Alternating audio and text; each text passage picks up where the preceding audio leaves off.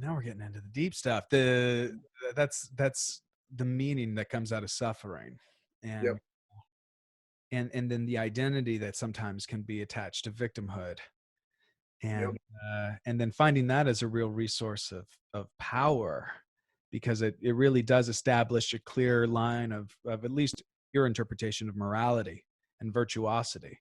And then in that sense, superiority. And it's like, well, whoever wronged me, I am better than them. And then that gives me, I can, that you can sleep at night. Yeah. But once again, it's the paradigm surfing thing that we were talking about earlier, or the ability to put yourself into another's place, and then and see that or feel that.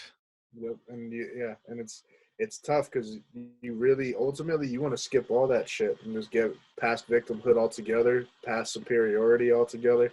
None of that should be what keeps you up or helps you fall asleep at night.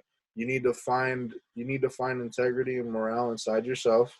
Be comfortable with where you are and who you are as a person, and understand that life it's fluid. It's as my therapist put it, it's a wave. And when it's high, you ride your highs. When it's low, you ride your lows. But you ride all the same, no matter what. It's also, when it comes down to who wronged you, the hardest part about being an adult to me, or growing up to me, has been understanding that, like, it doesn't matter who did what to wrong me. It is 100% my responsibility to fix it for myself, in myself, and with myself. If I can do that, then whatever they did, it's null and void. Didn't matter. It's another blip on my timeline of existence and on their timeline of existence. But their apology shouldn't be the catalyst to whether or not I forgive myself or am accepting of the situation that I was in. I can do that without that.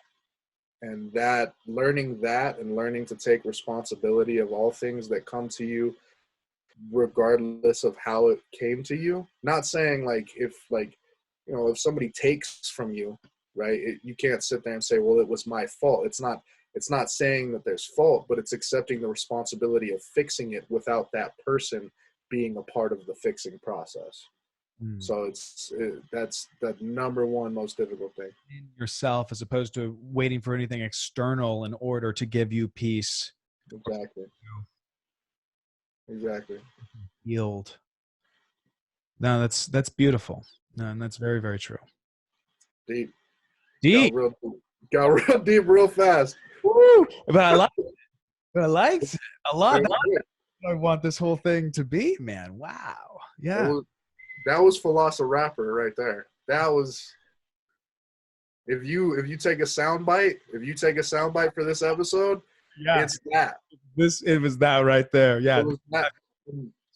On the Philoso-Rapper podcast. And then they gotta watch the whole episode to get to that one part right there where they're just like, this was that moment of life-changing understanding. That's the shit that people need, man. That's what we all need right now is understanding that. That's so true. And this is what Brandon Rodello is the reason that we met, and he's a guest on the show coming up here soon. But he told me something, I'm sure he heard it from somewhere. I don't know exactly who. You may know, but hip hop defined as higher intelligent power healing our people. I've heard it. I never knew that thing. Said by unknown. I'm sure Brandon would tell me who said it, but it is. I really do believe that because of the attention that currently possesses in the zeitgeist of society, what is music that people listen to, man, being able to make people think while they move. But you got to make them move first. It's just like you got to make them laugh first before you make them think. But if you make them move and then you make them think, that's what Michael Jackson did. Exactly. It's what do I call it? It's the backwards mullet method. That's what I call it in my digital marketing. It's party in the front, business in the back. Oh, I got you. Yeah. Backwards.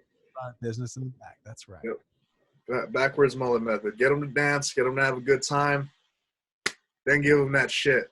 Give them what they really. Give them the reason they're trying to dance it out. They got something there that needs to come out, and they're trying to dance it out. You just got to give it.